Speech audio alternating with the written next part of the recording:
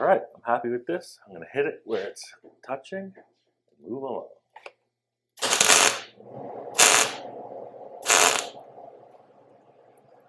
One good tack. Stand back and make sure it doesn't look cross-eyed. Ooh, Looks so much better. So much better. Sometimes you learn the hard way.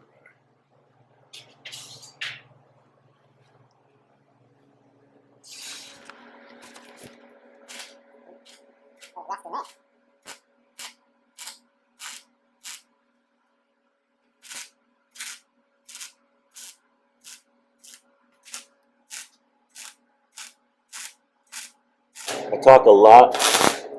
Well, I talk a lot about the way that I stitch weld stuff, and like on a big panel, I'll talk a lot about don't heat it up, don't weld like I just did. But in this little area right here, where there's already a heavy weld, you know, I can just burn a series of tacks right through, get it super hot. It's not going to flex out on me. I hope. Alright, so there's a little bit of whoops right here. I can fix that, no sweat. I'm going to get a clamp on here. I'm going to clean some of that paint out.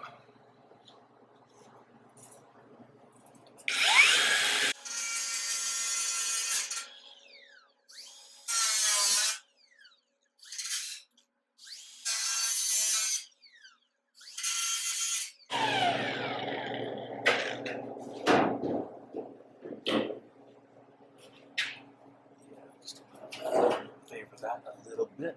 Clamp there. Apologize if the volume's getting a little wonky. Jamie and I are still struggling with that when the tool's on. You know, sometimes I'm talking down here, sometimes I'm talking up here. We're working on it. Bear with us. It's not easy. It's not easy being cheesy. So that's not going to work. Can't get a clamp in.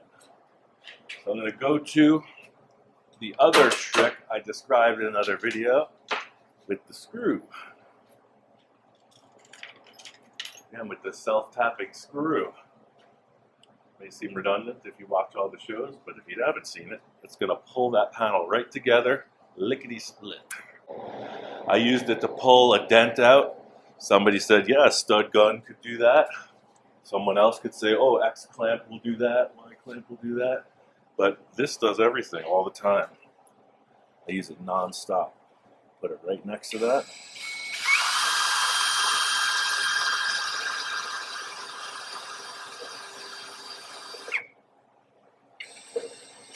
Trying to get out of the way so you can see it work, and I might lose it. Watch that. See the gap? Mm-hmm. Oh, wow. See any gap? Nope. Either. I'll put one tack and then hammer it. Put a tack below. Pull the screw out and then whack it with a hammer. And I'll fill the screw hole as well. Real easy. It's just sheet metal. You gotta tell it what to do.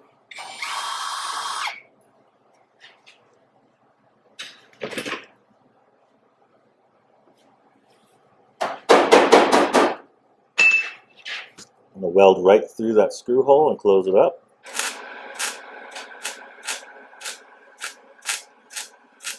It's getting real hot there, so I'm going to switch to the other side of the bead. I'll pull it right down.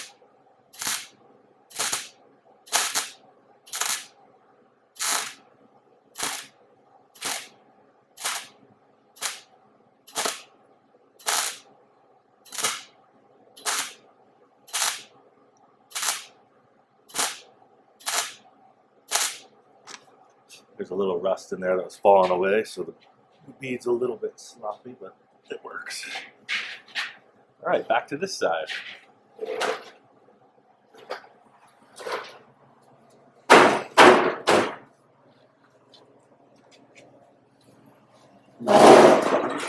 got a little overzealous with the cutting wheel, but I think we can work around that. Hit this where it matches.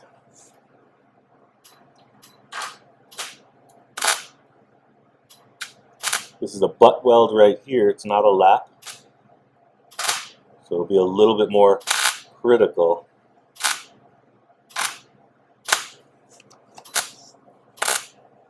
Trying not to talk while I'm welding to keep the sound proper. It'll be a little more critical in a butt weld how you use the heat, because it's just two pieces of metal with a vacant space in between. See this gap here?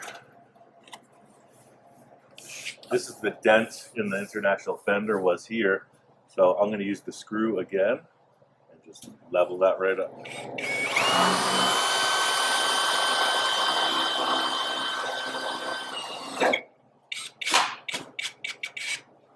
Right together.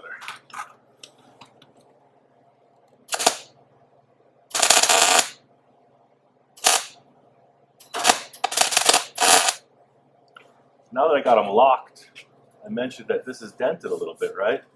So I'm just going to back this up. And again, I'm going to use that as the dent puller. Try to give it a little love.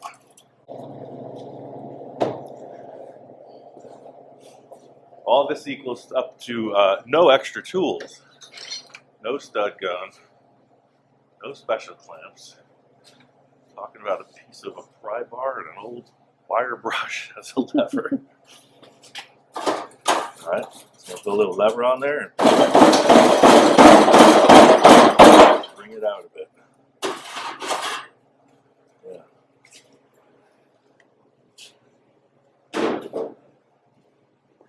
I see. So we got this gap right here. It's pulled out a little bit. So I'm going to run a series of tack welds. Turn the heat way down right now. Down to like 14. Because I know that the welds will shrink as I'm going. So I'm going to work straight down and that's going to pull right together. I'm going to start where there's a little space. I could do this right here on this big curve of the headlight bucket, but never in the center of a panel. You'll buckle that thing upside down.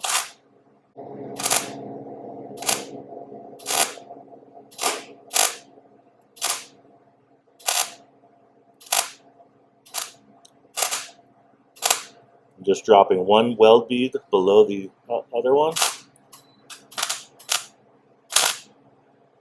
Just to stack a little tack welds.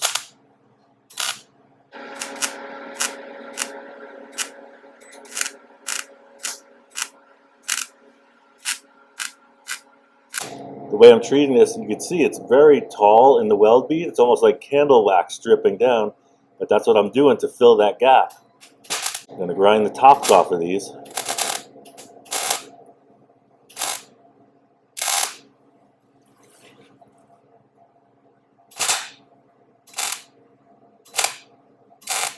Because my weld bead is much thicker than the sheet metal, so I keep putting the heat on the thicker part.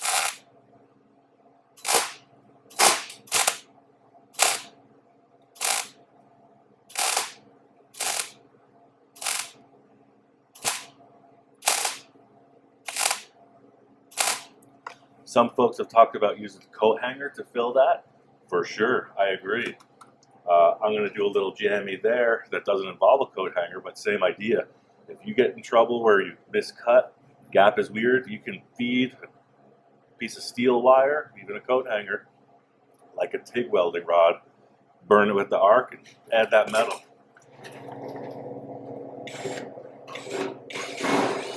Same thing, I got a little mismatch.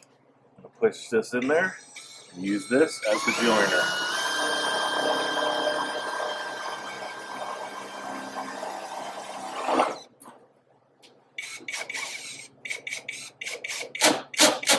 Right together. Yeah, I got a little mismatch on that cut, but hey, that's life.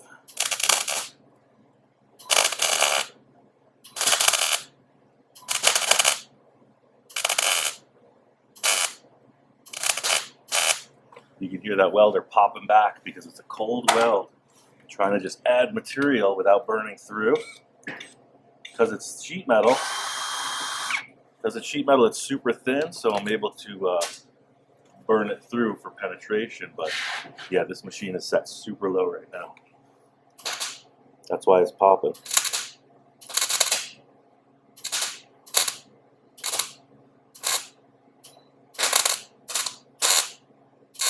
Hear it? Once it warms up, it welds. That's the whole thing. I'm just doing kind of a dance, trying to get it red hot, trying to get that weld in there. Move on. See, I'm not burning through at all. I'm able to control the heat.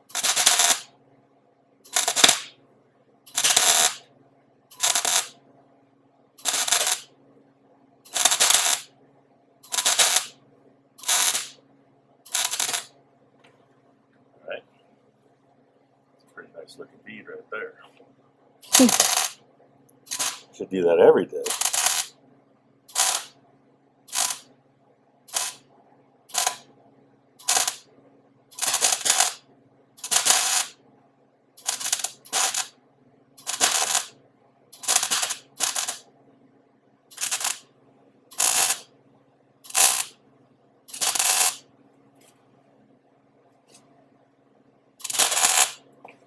Cool.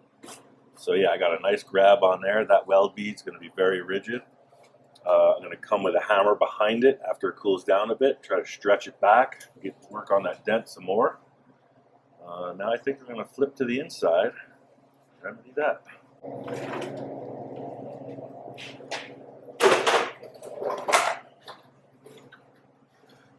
Looks like this big hoo-ha here isn't even necessary. I'm going to trim that right off and start working. Touch it here. Probably just going to put a series of slices in it, just let it blend together. Prepare to cut. So it's touching the body right here, so I'm going to cut the whole flag right off.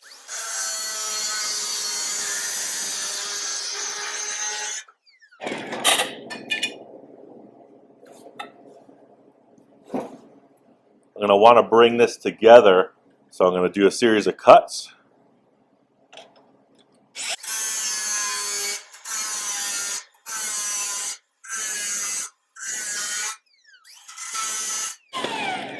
Take the paint off. And the filler in this case.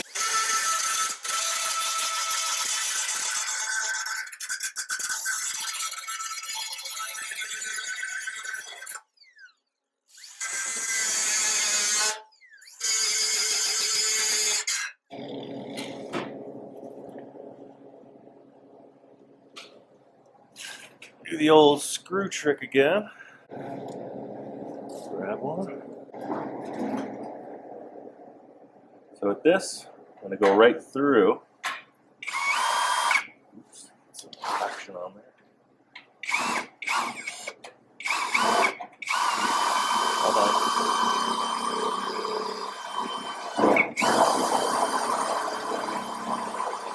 on. Just going to sink that. Get it right up to it. Alright, I'm going to grab it on each side of the screw, as usual.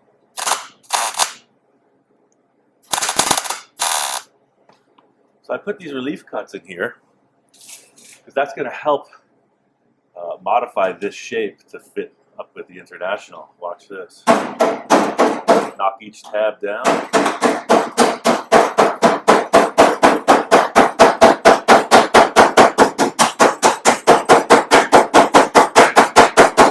Super easy, right? I'm going to put one spot weld on each tab.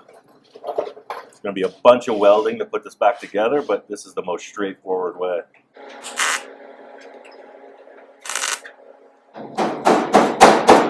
Once you get a good tack, start to work it into shape.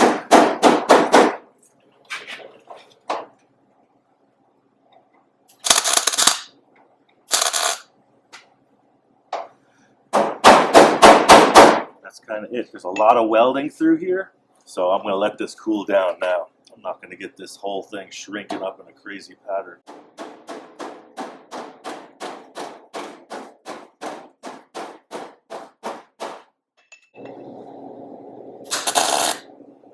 Cool.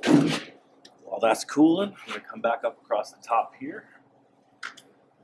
I think I'm going to do the same thing here. This is up a little bit. I'm actually going to run the grinder through and see what happens.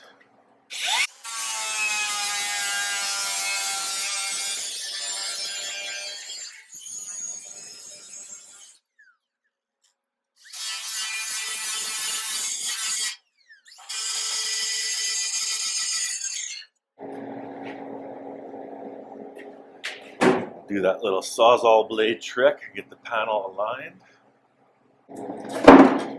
Start dead center on the top. Pull that baby into shape.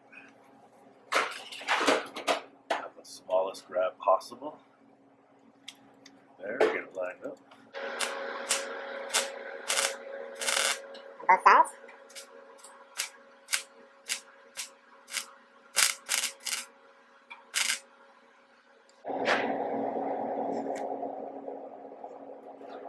Right here. A little grab. See, it's starting to fuss. But I can get this. That's what I was saying. I might have to do a little relief cut, but I'm letting the metal tell me where, in this case, as opposed to what I just did.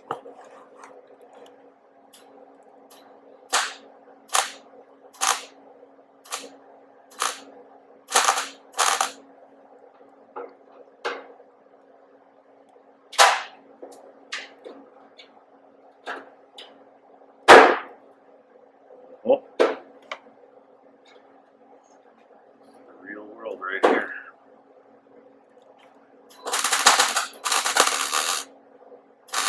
I'm gonna put an extra big tack on that. Just let it grab and let it cool. I can grind that off, but that's just gonna be a big base. I'm starting to pop the tack welds a little with this pressure. You can see this is where you could really get into trouble, because the mismatch in the height is really far off right now. Just going to give it a little action. Blade. And yeah, you can see I have to cut right through the center here.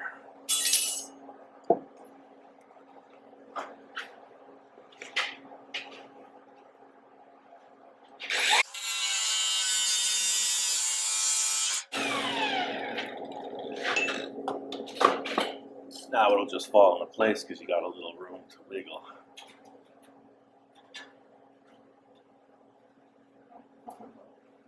See that? I'll do this one because you'll see it a little bit clearer. Well, you see that. Watch it fall right in.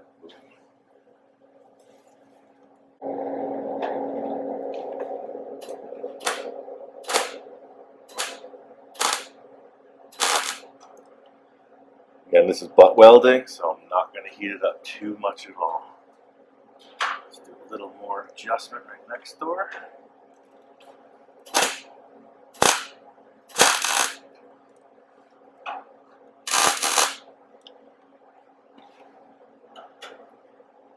I'll just get this one set in as well.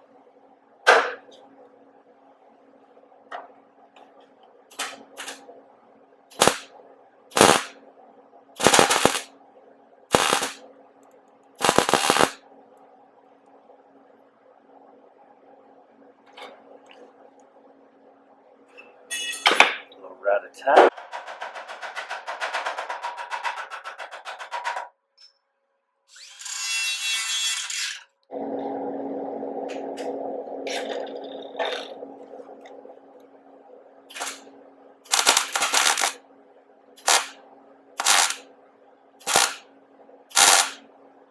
So see, it's a little bit extra welding, but in the end, it brings the surfaces together. Might have to do the same right here. Try to pull it a little, see what happens. See here, it's not that mismatched. Here, it's not that mismatched. Just a little tap of the hammer. We're in business.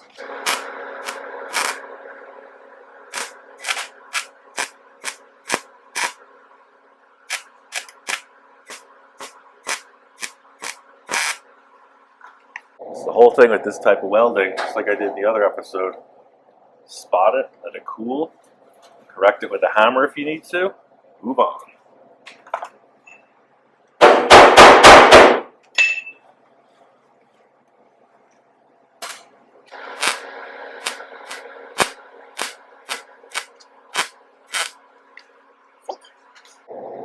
All right, so come around to the front and we'll discuss this other hole where it was a little bit mismatched.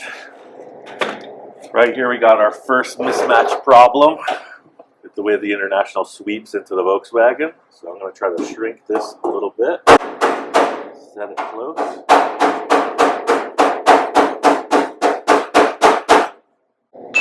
I just knocked the VW in a little bit, so I'm going to pull it out. Oh, okay, I see. Trying to get these two to connect. So this up here looks like a pretty big gap. I got this welder set so low, I'm going to do the same thing. A series of cooler temperature welds and just let them fall down. I mentioned that candle wax thing. You'll see they're going to be big, tall welds that's going to make the connection.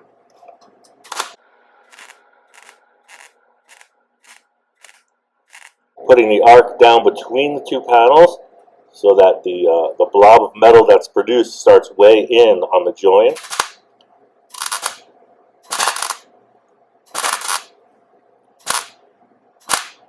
So see, it's a pretty big gap.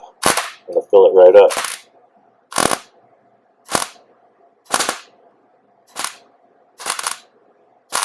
As soon as the weld seems like it's getting too hot, I back off, let the red cool down a little bit, go back in.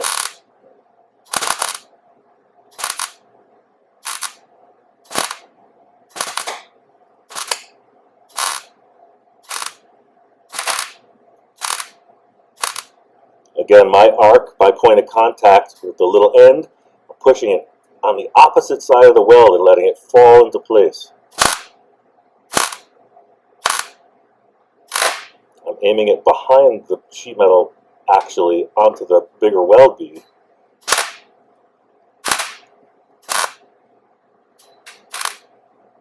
You could do this on a vertical seam really easy.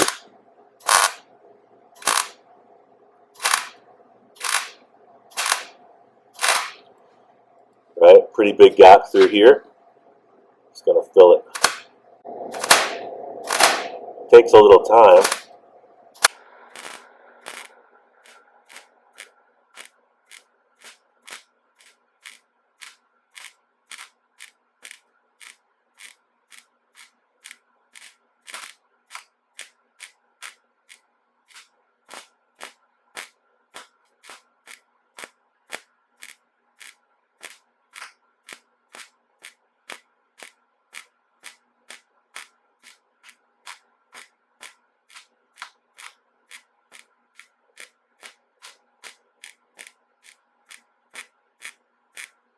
Alright, so I let the bead fall down. It's not 100% closed, but now I got metal to work with. I'm going to turn the temperature up a little bit.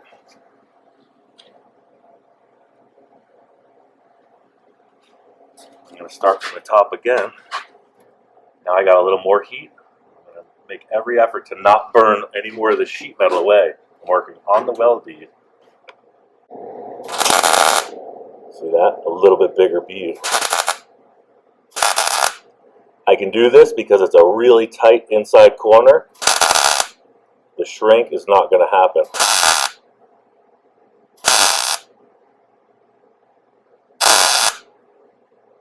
Hear the temperature difference? Now I'm working on thicker steel.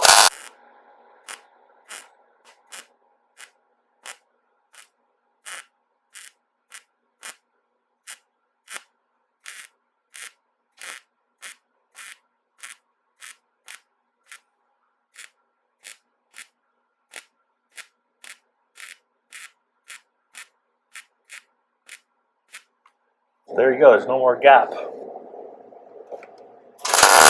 Two little spots up here. I can see light coming through.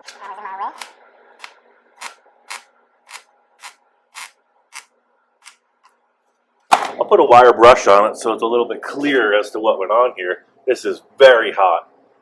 Not going to touch it. Not working anywhere near there until it cools down because I was able to do that. There's a lot of stress right now in the metal, but in the end it's going to make a really strong panel around that joint.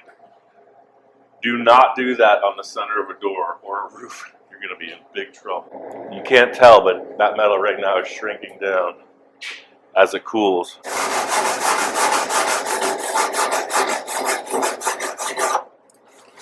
Yeah, so now you can see it's sloppy and wobbly and wavy and all that fun stuff, but right there, it's super strong and there's no more gap. All right, now at the top of this, I'm going to come across here, start putting that together.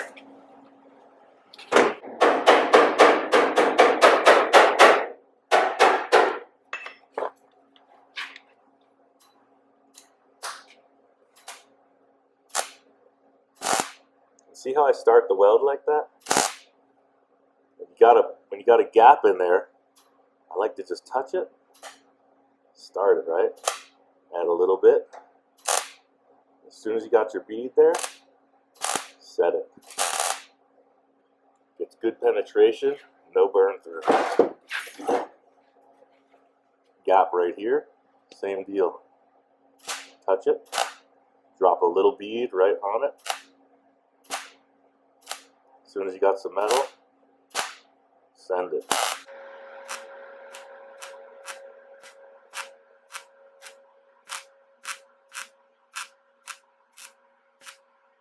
That's it, I'll let that cool again.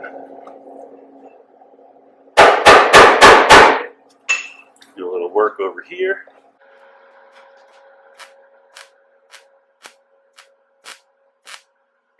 Big difference in the Volkswagen sheet metal versus the International. It's thinner. You'll notice that a lot in different makes of vehicles, especially like the 40s American cars. Such a pleasure to work with that steel.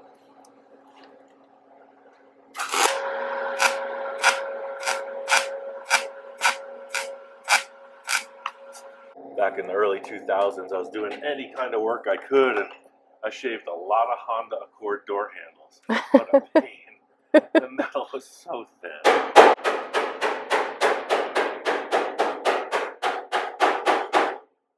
Alright, so that's looking good. Lastly, I think I'm going to lift this up. Now that we know it's not cross-eyed, I'm going to put on some jack stands, finish off the bottom of this, and remedy that one big hole in the side here at the same time. So we still got a good gap here that's not lining up. Do the old sliceroo technique, find out what it takes. Come right down the center because there's already a line there and see what happens.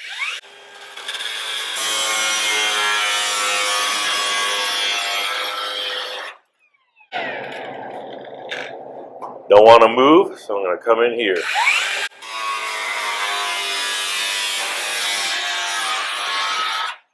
There it is, starting to move. Do one more.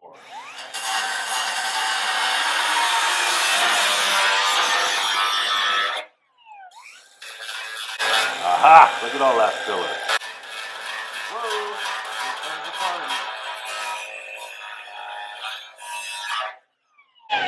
Welcome to custom cars.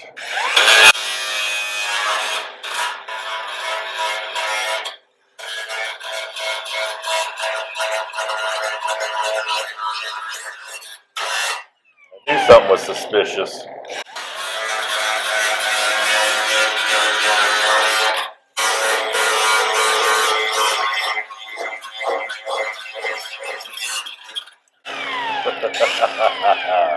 That should have laid right into place, but now the plot thickens.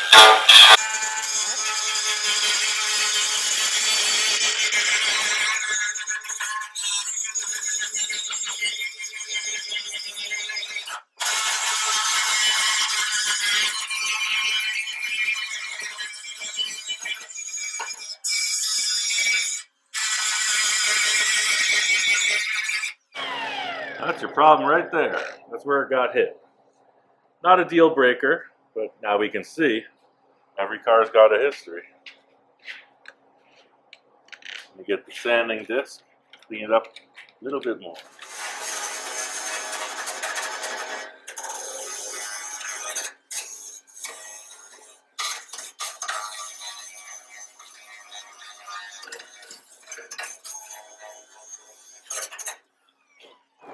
Now that we got that out of the way, we can see that this is kind of out of shape right here. But look at that, it's falling right down. I like that.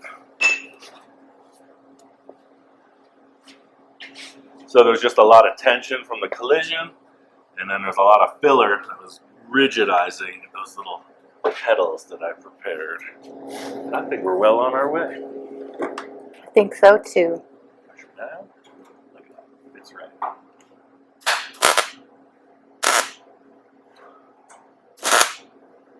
Push it down.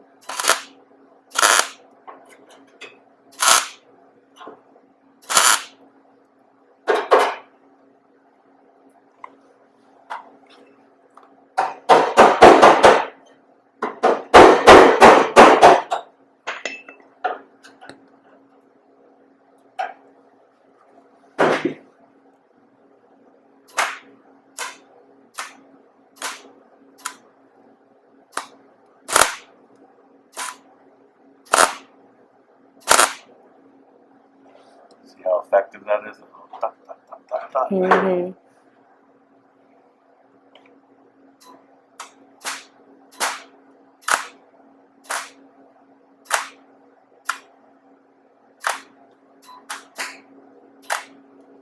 A little fussy when the metal's thin like this. Just keep taking your time. Starting to want to blow a hole, but not today.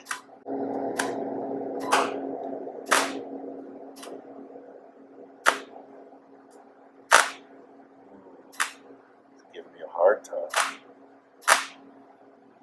Try shooting it this way. There it is. I landed one. Boom.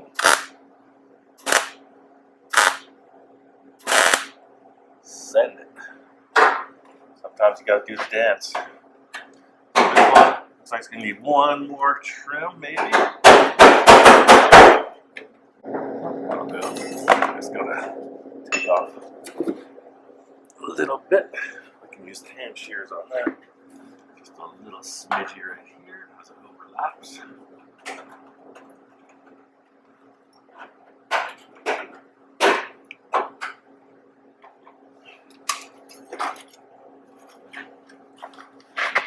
This one I'm just going to use the Roussel blade. Alright, get it lined up here.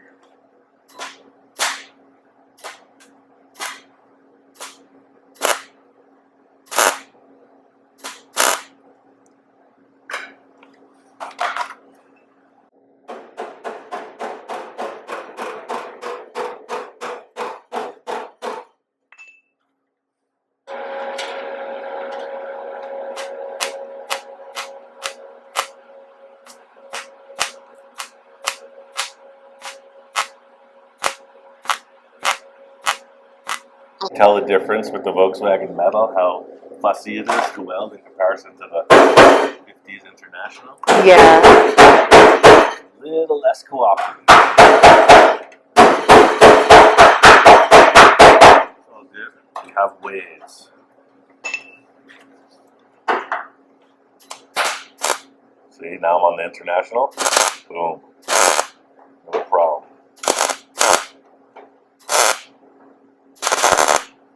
Cool. So that's all joined. Let it cool off. Take a breath. Everybody relax. Don't overheat the metal. Take a little look at it. See where the damage from the collision messed with it. Give a little action. We're going to go to this part here.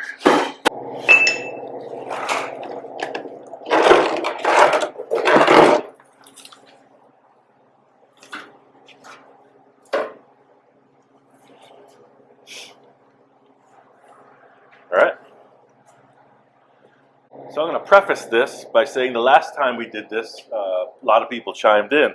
I was using a brass backing plate, and yeah, brass works. People said aluminum. There's a couple other ideas. For sure, anything that steel won't stick to is a good backer. I got this big old aluminum block because it's going to take a heck of a lot to heat this thing up, and we're welding right on this to fill that gap. This is a substantial gap. I wouldn't recommend trying this if you're an amateur, but I got some experience. See the block in there? Can you see that? Mm-hmm. Sticking it right in the hole. I'm going to weld right on this. I'm just going to blast it. I crossed over. block and take it out. Don't touch it. Just let it cool off.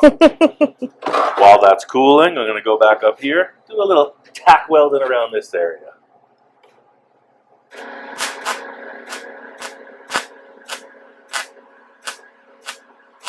Again, that deal with the block is like, it's kind of an emergency recovery, you know. I made the mistake on the cut, coming out of it.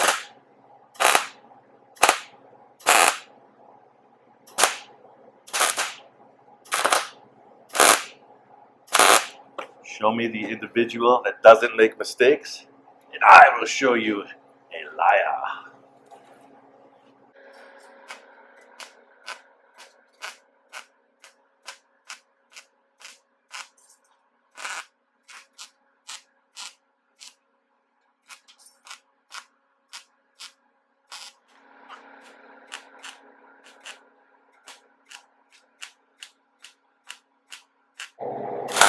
Come on, Volkswagen.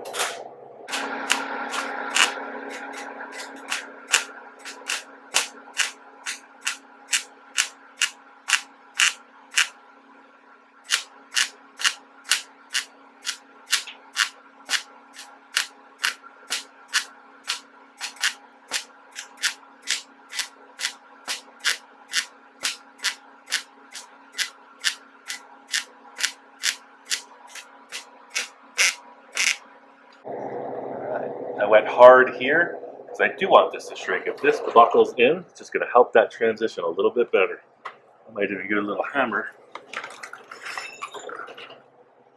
Promote. All right, everybody loved that little turn signal so much, we're going to pop that into shape as well. Let that whole headlight cool off and find its place.